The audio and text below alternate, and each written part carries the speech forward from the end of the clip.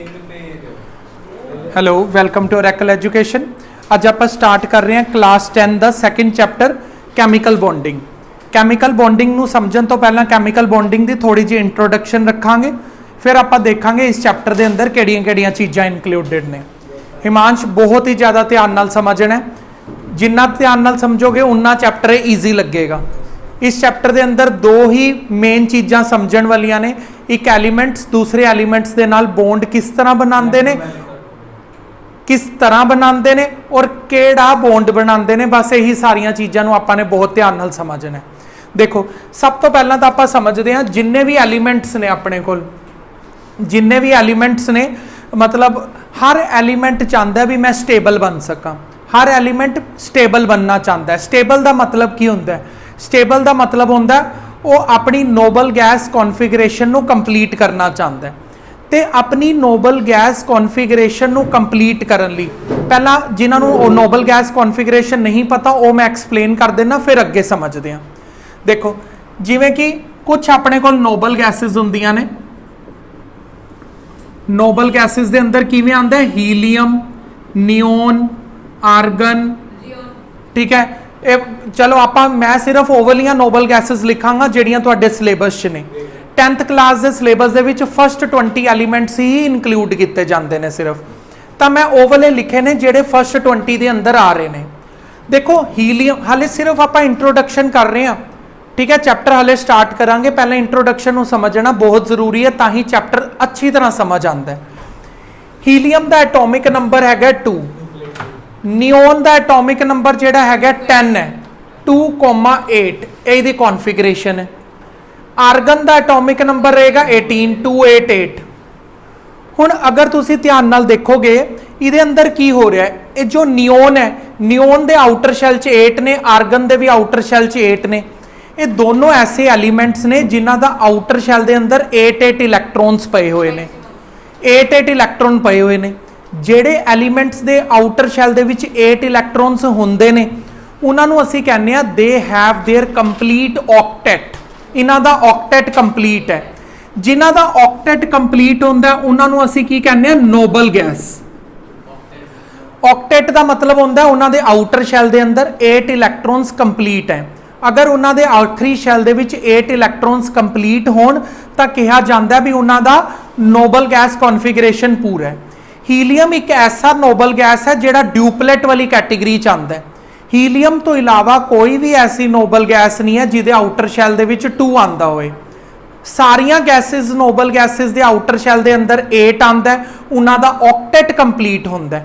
सिर्फ हीलियम ही एक ऐसी नोबल गैस है जिहदे आउटर शैल दे विच 2 आंदा है, इहदा ड्यूपलेट कंप्लीट हुंदा है। इन्ना समझ आ गया। हुण नोबल गैसेस तो इलावा, नोबल गैसेस तो इलावा जिहड़े एलीमेंट्स अवेलेबल ने, मैं की बोल रहा ध्यान नाल सुनो।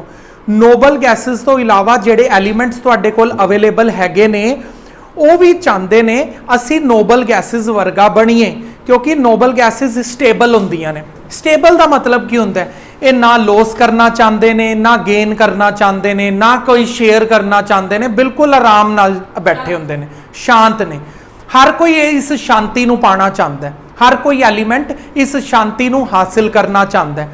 और इस नोबल गैस कॉन्फिगरेशन नूं अटेन करन लई, इस नोबल गैस कॉन्फिगरेशन नूं अटेन करन लई जां तां एलीमेंट्स अपने आखिरी शैल दे विचों कुछ लॉस कर दिंदे ने इलैक्ट्रॉन्स, जां गेन कर लेंदे ने इलैक्ट्रॉन्स, जां शेयर कर लेंदे ने। उन्हां दी आपां एक एग्जांपल नूं अपने ध्यान नाल कॉपी दे उपर समझांगे। हुण देखो आप दो एग्जाम्पल्स लैंदे आ, एक मैटल की एग्जाम्पल लैंदे, एक नॉन मैटल की। दो मैं तुहानूं दो अलग अलग चीज़ां समझावांगा। देखो मैं तुहानूं हुणे की दस्सिआ, एलीमेंट्स हमेशा चाहते ने भी ओह नोबल गैस कॉन्फिगरेशन अटेन कर लन। कोई भी एलीमेंट ये नहीं चाहता भी मैं नहीं करनी, जिन्हें नहीं करनी ऑलरेडी नोबल गैस ही हुंदा है। समझ आ गया। जिवें कि आप आम लाइफ च मान लीए भी की कहते बिल गेट्स बहुत अमीर है, तो हर कोई बिल गेट्स वर्गा बनना चाहता है, ठीक है। मतलब कोई भी ये नहीं चाहेगा भी मैं गरीब सड़क ते मर जा, ठीक है। होएगा कोई शायद मरना चाहता होए, लेकिन मैं नहीं जानता ऐसे बंदे नूं, ठीक है। मतलब हर कोई चाहता है ना भी मैं भी स्टेबल बन जा, मैं भी अमीर बना बिल गेट्स वांगू, तो हर कोई कुछ ना कुछ करेगा, यानी कि वो स्टेबल है। अपनी केमिस्ट्री च आपां किनू स्टेबल मन्नांगे, ਨੋਬਲ ਗੈਸਿਸ ਨੂੰ ਆਪਾਂ ਬਿਲ ਗੇਟਸ ਮੰਨ ਲੈਂਦੇ ਆ ਔਰ ਬਾਕੀ ਸਾਰੀ ਦੁਨੀਆ ਬਾਕੀ ਸਾਰੇ ਐਲੀਮੈਂਟਸ। ਹੁਣ ਹਰ ਕੋਈ ਐਲੀਮੈਂਟ ਚਾਹੇਗਾ ਵੀ ਮੈਂ ਨੋਬਲ ਗੈਸ ਵਰਗੀ ਨੋਬਲ ਗੈਸ ਕੌਨਫੀਗਰੇਸ਼ਨ ਅਟੇਨ ਕਰ ਲਾਂ। ਉਹਦੇ ਲਈ ਉਹ ਕੀ ਕਰਦਾ ਹੈ, ਜਾਂ ਤਾਂ ਇਲੈਕਟ੍ਰॉन्स लॉस करेगा, ਜਾਂ ਇਲੈਕਟ੍ਰॉन गेन करेगा, ਜਾਂ ਇਲੈਕਟ੍ਰॉन शेयर करेगा। और चौथी कैटेगरी ਆਪਾਂ ਚੈप्टर ਦੇ ਐਂਡ 'ਚ ਤੁਹਾਨੂੰ ਦੱਸਾਂਗੇ। ਟੋਟਲ 4 ਚੀਜ਼ਾਂ ਨੇ ਇਸ ਚੈप्टर ਦੇ ਅੰਦਰ, ਉਹੀ 4 ਚੀਜ਼ਾਂ ਆਪਾਂ ਨੇ ਸਮਝਣੀਆਂ ਨੇ। ਉਹਨਾਂ ਦੀ 4 ਚੀਜ਼ਾਂ ਦੇ ਅੰਦਰ ਪਹਿਲੀ ਇੰਟਰੋਡਕਸ਼ਨ ਦੇ ਅੰਦਰ ਆ ਰਿਹਾ ਸੋਡੀਅਮ ਮੈਟਲ। ਸੋਡੀਅਮ ਮੈਟਲ ਦਾ ਐਟੋਮਿਕ ਨੰਬਰ ਹੈ 11। ਅਗਰ 11 ਨੂੰ ਲਿਖਾਂਗਾ ਮੈਂ, ਕੀ ਆਏਗਾ 281। ਹੁਣ ਦੇਖੋ ਇਹਦੇ ਆਊਟਰ ਸ਼ੈਲ ਦੇ ਅੰਦਰ, ਹਿਮਾਂਸ਼ ਇਹਦੇ ਆਊਟਰ ਸ਼ੈਲ 'ਚ ਅਗਰ ਤੁਸੀਂ ਦੇਖੋਗੇ ਇਹਦੇ ਆਊਟਰ ਸ਼ੈਲ 'ਚ ਕੀ ਲਿਖਿਆ ਪਿਆ, 1 ਲਿਖਿਆ ਪਿਆ। 8 ਤਾਂ ਨਹੀਂ ਲਿਖਿਆ ਹੋਇਆ ਇਹਦੇ ਆਊਟਰ ਸ਼ੈਲ 'ਚ। ਅਗਰ ਤਾਂ ਆਊਟਰ ਸ਼ੈਲ ਦੇ ਅੰਦਰ 8 ਲਿਖਿਆ ਹੁੰਦਾ ਤਾਂ ਅਸੀਂ ਕਹਿ ਦਿੰਦੇ ਹਾਂ ਵੀ ਇਹ ਉਹ ਹੈ, ਸਟੇਬਲ ਹੈ। ਹੁਣ ਇਹਦੇ ਆਊਟਰ ਸ਼ੈਲ 'ਚ 1 ਲਿਖਿਆ ਪਿਆ, 1 ਲਿਖਿਆ ਹੋਏ, 2 3 4 5 6 7 ऐसा कोई भी नंबर लिखा हो स्टेबल नहीं कहलाएगा। समझ आ गया। तो सोडियम के आखिरी शैल च 1 पे है, तो सोडियम की करेगा अपने आखिरी शैल दे विचों 1 इलैक्ट्रॉन लॉस कर देगा। देखो सोडियम अपने आखिरी शैल दे विचों 1 इलैक्ट्रॉन लॉस कर देगा और की बन जाएगा सोडियम दा कैटाइन। कैटाइन की हुंदा है? कैटाइन हुंदा है जिहड़ा पॉजिटिवली चार्ज हुंदा है। ਹੁਣ मैं ਤੁਹਾਨੂੰ ਇਹ ਸਮਝਾਵਾਂਗਾ पॉजिटिव क्यों आया ਇਹਦੇ ਉੱਪਰ। देखो सर इसको कोई यूज तो भी चाहिए यार, वेट करना, हले इंट्रोडक्शन चल रही है। नहीं, मैं ਤੁਹਾਨੂੰ ਦੱਸ ਰਿਹਾ। हाँ, एटम कैटाइन बन गया। ਹੁਣ ਇਹਦੇ अंदर पॉजिटिव चार्ज क्यों आया है? पहली गल ते चीज़ां नूं ध्यान नाल समझ। मैं तेरे स्कूल दे टीचर वांगू नहीं आ जो एक चीज़ दे नाल होर 36 चीज़ां दिखा दांगा। मैं जदों एक चीज़ सिखावांगा तो उस चीज़ नूं पूरा डीप सिखावांगा। तू अगर स्कूल तो सुनिया होया, स्कूल च एक चीज़ बोलते हैं, अगे अगे चैप्टर खत्म करने की कोशिश करते हैं। मैं वैसा नहीं हाँ। मैं अगर एक चीज़ सिखावांगा तो उसकी गहराई च जावांगा पहला, फिर अगली चीज़ से सिखावांगा। अगर तू पहले ही पूछन लग जाए गेन, कोई गेन कर रहे, नहीं जी नहीं, मेरे ये काम नहीं है मेरा। मैं बहुत डीपली सिखावांगा, तो इसलिए तेनों ध्यान नाल सुनना पएगा। देखो तुसी देखो सोडियम, आप ये सोडियम का एटम है, ये सोडियम का कैटाइन है। सोडियम दे कोल 1 2 3 शैल्स ने। इन्हें आखिरी शैल दे विचों एक इलैक्ट्रॉन की करता, एक इलैक्ट्रॉन लॉस करता। हुण देखो अगर असी इनू थोड़ा जा ध्यान नाल देखांगे, इहदे कोल 11 इलैक्ट्रॉन्स ने, इहदे कोल 11 इलैक्ट्रॉन्स ने ते इहदे कोल 11 ही प्रोटॉन्स ने। 11 इलैक्ट्रॉन एंड 11 प्रोटॉन्स। इन्ना समझ आ गया? और स्पैलिंग ते ना जा, तू ये समझ 11 इलैक्ट्रॉन ने, 11 प्रोटॉन्स ने। इहदे कोल मतलब की है, जिन्ना नेगेटिव चार्ज है उन्ना ही पॉजिटिव चार्ज है। समझ आ गया? लेकिन इसने अपनी नोबल गैस कॉन्फिगरेशन नू कंप्लीट करन लई क्या कीता? इसने अपनी नोबल गैस कॉन्फिगरेशन नू कंप्लीट करन लई क्या कीता? इसने एक इलैक्ट्रॉन लॉस करता। जदों एक इलैक्ट्रॉन लॉस करता तो मैं देखांगा इत्थे 11 की जगह ते कितना हो गया, 10 हो गया। इत्थे 11 इलैक्ट्रॉन्स सीगे, सिर्फ 10 इलैक्ट्रॉन ही रह गए। 11 की जगह ते 10 इलैक्ट्रॉन रह गए। हुण तुसी देखो किहड़ा नंबर ज्यादा है, पॉजिटिव नंबर ज्यादा है कि नैगेटिव नंबर ज्यादा है? तो मैं देखा पॉजिटिव नंबर ज्यादा है। कितना ज्यादा है? 1 नंबर ज्यादा है। तो इहदे उपर चार्ज आएगा 1+। पहला तो मैं डिफरेंस देखा, केड़ा चार्ज लगाना है, जो चीज ज्यादा होएगी वो वाला चार्ज लगावांगा। प्रोटोन का केड़ा चार्ज होंदा है? ये +1 की शो कर रहा है, +1 शो कर रहा है। इहदे कोल इलैक्ट्रॉन दे कंपैरेटिवली एक प्रोटोन ज्यादा है। समझ आया? हाँ, लूज किवें कीता वो भी मैं समझावांगा, चिंता ना कर किसी भी चीज़ की, सारिया चीज़ां डिटेल च दसांगा। पहला तू ये समझ, इन्हें जे कोई ये लॉस कर रहा है मतलब एक भिखारी है और तू दानी है, मतलब कोई तेरे तो भीख मंगन आ रहा, तू दे रहे, तो जे तेरे कोल पैसे हैगे ने, कोई लेन वाला होएगा तां ही उन्होंने देगा ना। एवं थोड़ी तू सड़क ते सुटदा रहेगा, आ जाओ चक के लै जाओ, की पता कोई चक्कन ही ना आए, सारे ही अमीर रह रहे होण तेरी कलोनी दे अंदर। मतलब ये सोडियम है, सोडियम एक अमीर बंदा है, वो एक इलैक्ट्रॉन देना चाहता है। जे कोई लेना चाहता तो आ जाओ, ठीक है। वो कौन लेना चाहता हुणी उहदे बारे भी मैं तुहानूं दसदा, ये नोट करो। पहला हुणे ही आपां ने समझिया भी सोडियम एक इलैक्ट्रॉन लॉस कर दिंदा है, +1 बन जाता है। हुण देखो क्लोरीन है जिहड़ा क्लोरीन का एटॉमिक नंबर कितना होंदा है 17, तो इसकी कॉन्फिगरेशन की होएगी 287। ठीक है, सोडियम ने एक इलैक्ट्रॉन लॉस करना है, ताकि देखो सोडियम दे कोल कितना सीगा 281 सीगा, जो अपने आखिरी शैल दे विचों एक इलैक्ट्रॉन नु माइनस कर देगा तो 2,8 उसकी कॉन्फिगरेशन हो जाएगी, पूरी खुश हो जाएगा वो। इत्थे 7 है, तो इन्नी तो क्लोरीन नु अकल हैगी है, मेरे को 7 है, सिर्फ एक इलैक्ट्रॉन की तो कमी है, तो किसी तो मंग लेगा, किसी तो कहेगा मैनू एक इलैक्ट्रॉन दे दो, सिर्फ एक इलैक्ट्रॉन दे दो, मेरा नोबल गैस कॉन्फिगरेशन पूरा होने वाला है। तो सोडियम कहेगा मैं एक ही तो देना चाहना, चक फट्टे। ठीक है, एक क्लोरीन एक इलैक्ट्रॉन किसी तो लेगा और कॉन्फिगरेशन इसकी 2,88 हो जाएगी। हुण अगर इत्थे वही सेम स्टोरी नू अप्लाई करिए, 17 इलैक्ट्रॉन 17 प्रोटॉन, इसने किसी तो एक इलैक्ट्रॉन बोरो कर लिया, एक इलैक्ट्रॉन बोरो करन ते की हो जाएगा, इत्थे 18 आ जाएगा। तो इसलिए क्लोरीन का एनाइन है जिहड़ा नैगेटिवली चार्ज स्पीशीज नूं असीं की बोलदे आ, एनाइन्स। मेरे का फोन यार ले ले। हुण आपां ने ये समझ लिया, तरुण इधर देख जरा, हुण आपां ये समझ लिया ट्रांसफर ऑफ इलैक्ट्रॉन्स सीगा। ट्रांसफर मतलब एक ने गेन किया, एक ने लॉस किया। हुण अगली जिहड़ी एग्जांपल हुंदी है उहनूं बोलदे हैं कोवलेंट बॉन्ड। ये सीगा आयनिक बॉन्ड। ठीक है, आयनिक बॉन्ड हुंदा एक हुंदा कोवलेंट बॉन्ड। कोवलेंट बॉन्ड दे की हुंदा, मैं सुन नहीं रहा किसी तो भी, समझा रहा, टेस्ट ਲਈ मौका मिलेगा उत्थे अपना असर दिखाना। आयन नाम है इस तरह का बॉन्ड, जदों लॉस एंड गेन हुंदा तां जिस बॉन्ड उहनूं आयनिक बॉन्ड कहंदे ने।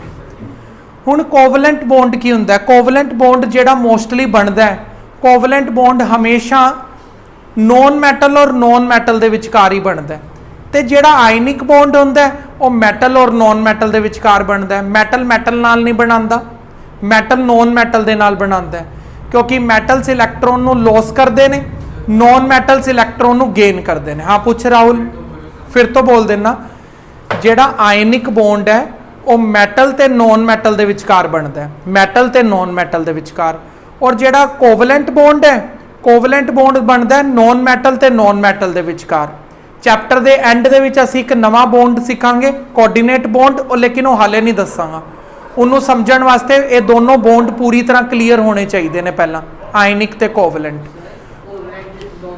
हुण मैं कोवलेंट सिखांदा, देखो दोनों लॉस कर देने फिर नहीं, दोनों ये तैनूं किन्ने कहा दोनों लॉस करदे ने? मैं तो नहीं कहा। नॉन मेटल से दोनों लॉस ही करेंगे। जे लॉस ही करना होंदा फिर वो आयनिक की कैटेगरी च जांदा। इत्थे ना लॉस करदे ने, ना जेडे बच्चे बोल रहे ने गेन गेन लॉस लॉस, ना वो लॉस करेंगे ना गेन करेंगे, वो शेयर करेंगे।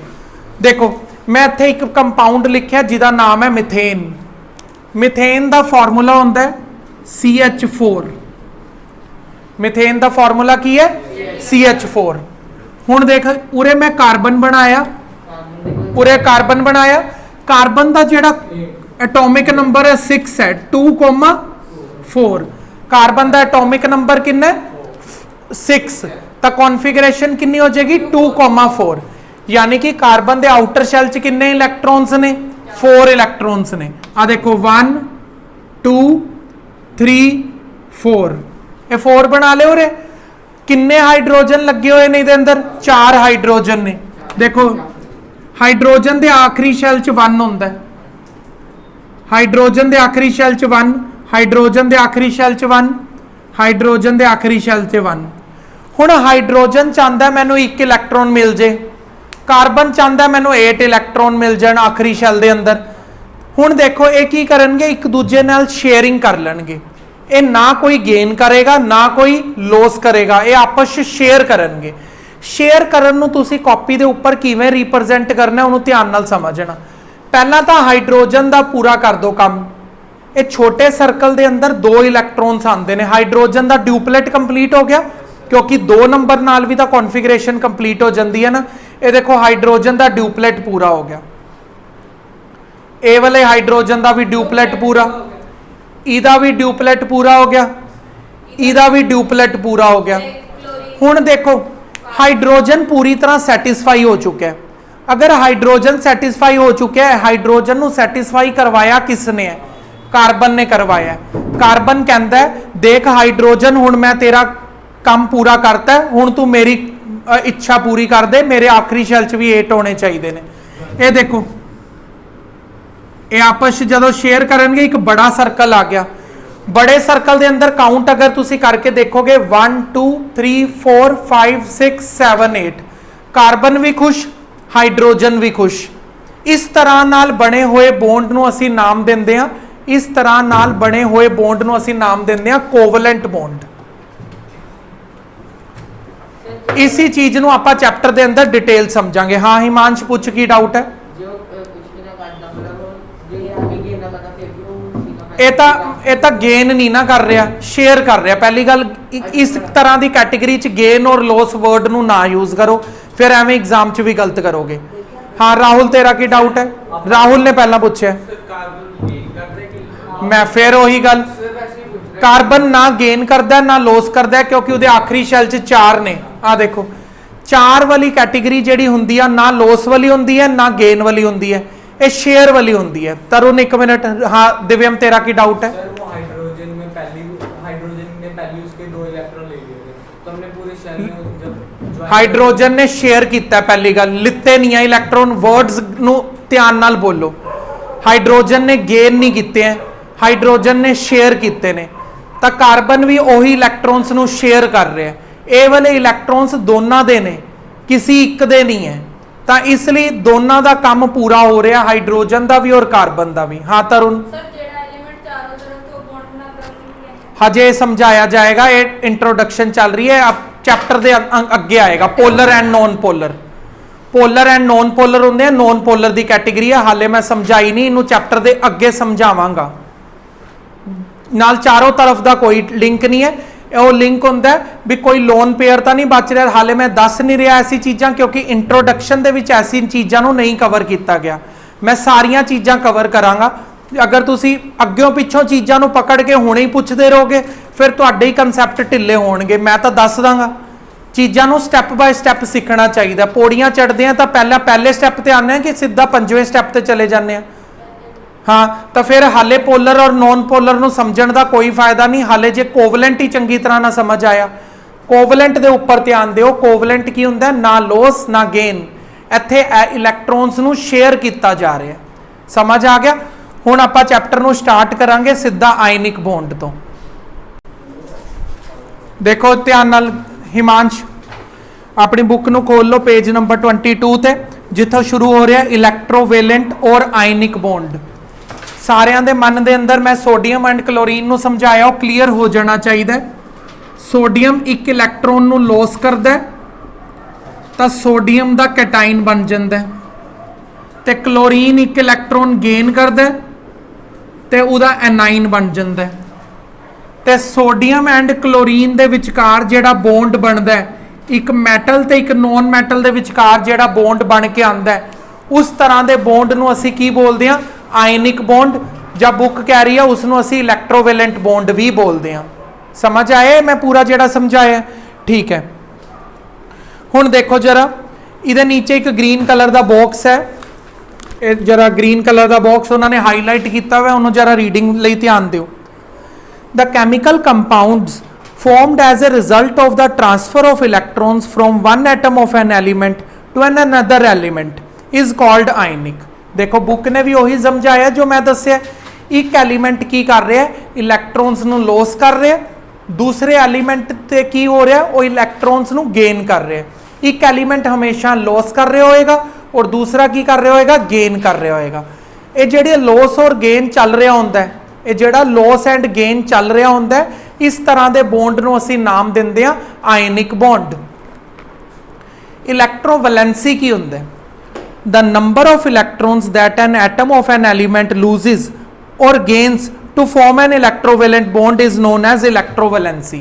ਹੁਣ ਦੇਖੋ ਜਿਵੇਂ ਕਿ ਤੁਸੀਂ ਦੇਖਿਆ ਸੋਡੀਅਮ ਨੇ ਸਿਰਫ ਇੱਕ ਇਲੈਕਟ੍ਰੋਨ ਲੋਸ ਕੀਤਾ ਹੈ ਆਪਣਾ ਨੋਬਲ ਗੈਸ ਕਨਫੀਗਰੇਸ਼ਨ ਨੂੰ ਕੰਪਲੀਟ ਕਰਨ ਦੇ ਲਈ, ਤਾਂ ਸੋਡੀਅਮ ਦੀ ਇਲੈਕਟ੍ਰੋਵੈਲੈਂਸੀ ਨੂੰ ਕੀ ਗਿਣਿਆ ਜਾਏਗਾ? 1।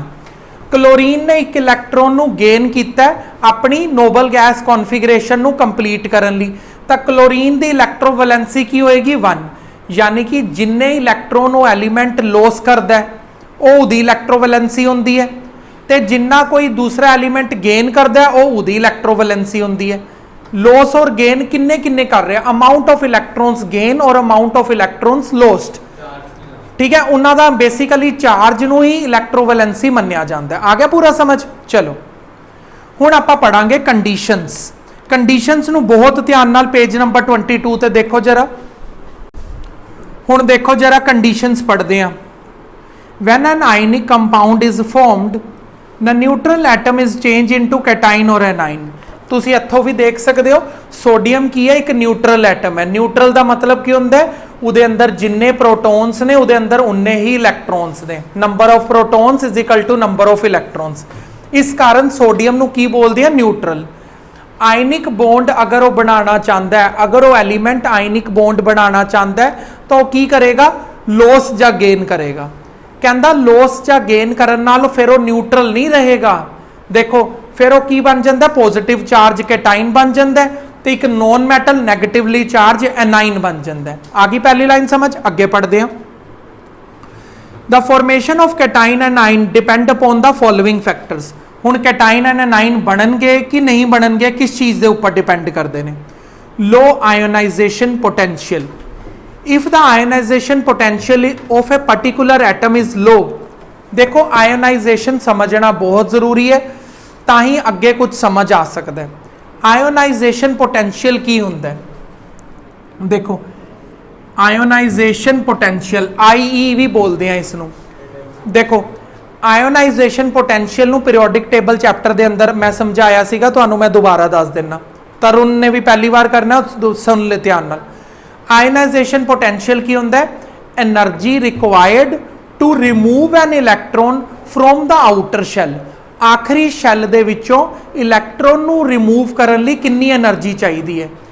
सोडियम का जिहड़ा शैल है उहदे आखिरी शैल चों सिर्फ एक इलैक्ट्रॉन निकालना है। अगर आखिरी शैल दे विचों सिर्फ एक इलैक्ट्रॉन ही निकालना है, एक इलैक्ट्रॉन नूं निकालण वास्ते बड़ी घट एनर्जी चाहिदी हुंदी है, हो सकता भी वो अपने आप ही छोड़ दे। तो आयोनाइजेशन पोटेंशियल जिहड़ा सोडियम का हैगा बहुत ही ज़्यादा लो है। लो क्यों बोल रहे हैं?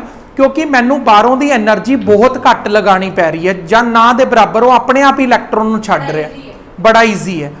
जे वो एलीमेंट दी आयोनाइजेशन पोटेंशियल लो है तो हमेशा इलैक्ट्रॉन्स नूं की करेगा, लॉस करेगा। पहला पॉइंट समझ आ गया। अगला पढ़ते हैं।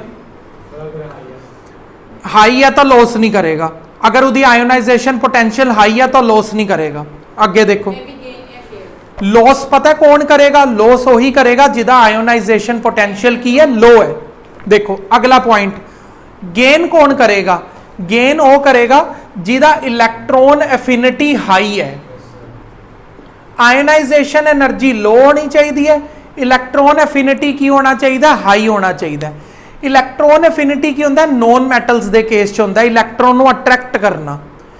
इलैक्ट्रॉन नूं कौन जल्दी अट्रैक्ट कर सकता है?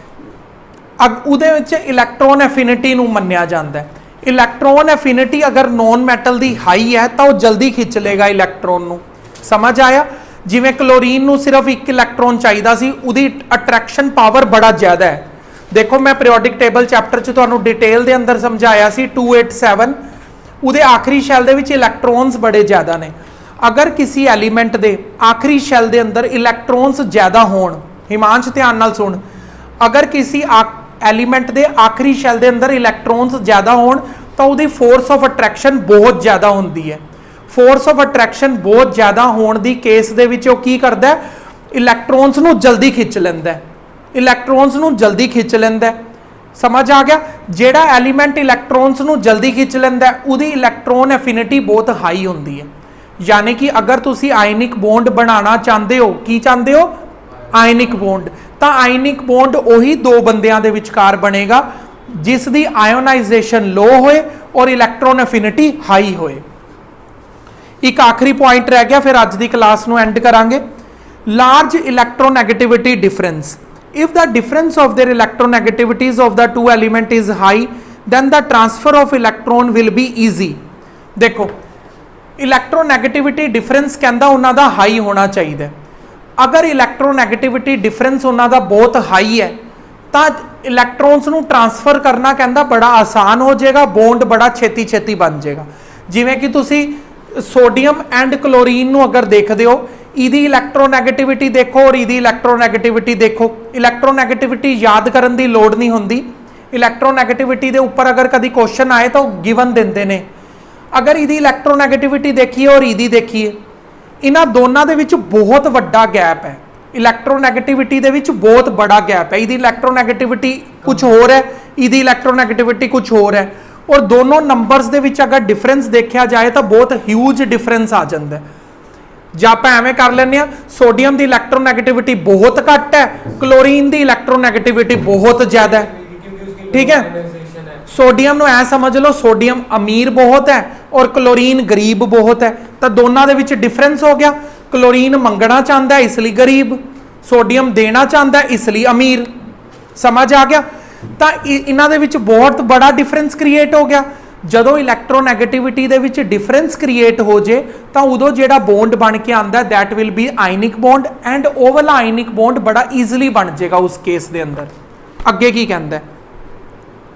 more the difference in electronegativity more will be the ionic compound। ਸਮਝ ਆ ਗਿਆ? ਦੇਖੋ ਇੱਕ ਚੀਜ਼ ਨੂੰ ਧਿਆਨ ਨਾਲ ਸਮਝ ਲਓ, ਜਿਨ੍ਹਾਂ ਦੇ ਆਊਟਰ ਸ਼ੈਲ ਦੇ ਵਿੱਚ 1 2 3 ਹੁੰਦਾ ਹੈ, ਬਸ ਆਖਰੀ ਚੀਜ਼ ਹੈ, ਅਗਲਾ ਆਪਾਂ ਨੈਕਸਟ ਆਉਣ ਵਾਲੀ ਵੀਡੀਓ ਦੇ ਅੰਦਰ ਕਰਾਂਗੇ। ਜਿਨ੍ਹਾਂ ਦੇ ਆਖਰੀ ਸ਼ੈਲ 'ਚ 1 2 3 ਹੁੰਦਾ ਹੈ ਉਹ ਲੋਸ ਕਰਦੇ ਨੇ, ਜਿਨ੍ਹਾਂ ਦੇ ਆਖਰੀ ਸ਼ੈਲ 'ਚ 5 6 7 ਹੁੰਦਾ ਹੈ ਉਹ ਗੇਨ ਕਰਦੇ ਨੇ। 4 ਵਾਲੇ ਨੂੰ ਆਪਾਂ ਹਾਲੇ ਨਹੀਂ ਪੜਾਂਗੇ, ਉਹਨੂੰ ਅਗਲੇ ਟੌਪਿਕ ਦੇ ਅੰਦਰ ਕੋਵਲੈਂਟ ਦੇ ਅੰਦਰ ਪੜਾਂਗੇ, ਔਰ ਕੋਆਰਡੀਨੇਟ ਦੇ ਅੰਦਰ ਤਾਂ ਆਲੀਸ਼ਾਨ ਅਲੱਗ ਜੀ ਚੀਜ਼ ਪੜਾਂਗੇ। ਠੀਕ ਹੈ, ਚਲੋ ਥੋੜਾ ਜਿਹਾ ਆਪਾਂ ਇੱਕ ਹੋਰ ਚੀਜ਼ ਕਰ ਲੈਂਦੇ ਹਾਂ। ਬੁੱਕ ਦੱਸ ਰਹੀ ਹੈ ਤਾਂ ਮੈਂ ਦੱਸ ਰਿਹਾ, ਵੈਸੇ ਪੀਰੀਓਡਿਕ ਟੇਬਲ ਦੇ ਅੰਦਰ ਦੱਸ ਦਿੱਤਾ ਸੀਗਾ। ਇਹ ਜਿੰਗਲ ਬੈਲ ਜਿਨ੍ਹਾਂ ਨੂੰ ਨਹੀਂ ਆਂਦਾ ਉਹ ਸੁਣ ਲੈਣ। ਇਹ ਦੇਖੋ, ਅਗਰ ਕਿਸੇ ਦੇ ਆਊਟਰ ਸ਼ੈਲ 'ਚ 1 ਇਲੈਕਟ੍ਰੋਨ ਹੈ ਤਾਂ ਗਰੁੱਪ ਨੰਬਰ 1 'ਚ ਹੋਏਗਾ।